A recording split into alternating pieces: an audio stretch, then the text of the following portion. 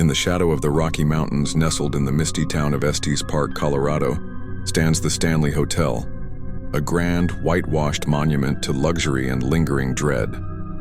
Opened in 1909 by Freeland Oscar Stanley, the co-founder of the Stanley Motor Carriage Company, it was built as a playground for the wealthy elite from the East. Towering halls, polished wood, and crystal chandeliers promised elegance and escape.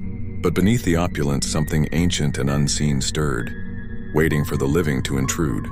They say the hotel's haunted reputation began almost from the start.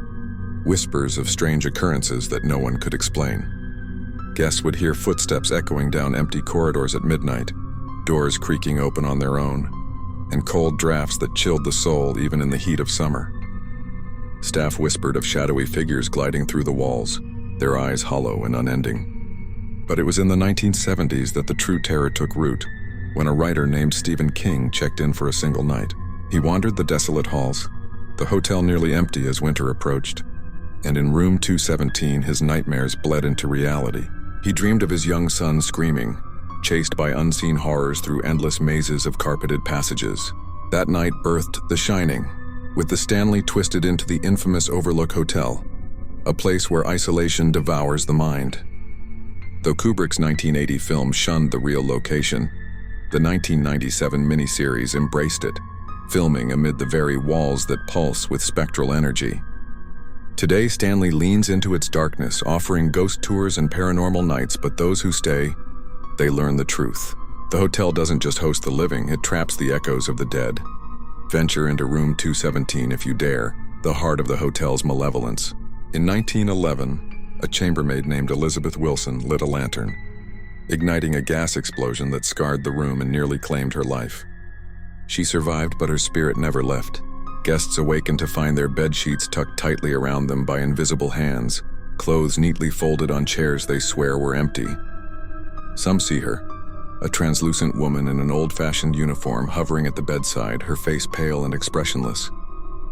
"Good night," she seems to whisper, but her touch is ice-cold, and those who feel it never sleep soundly again.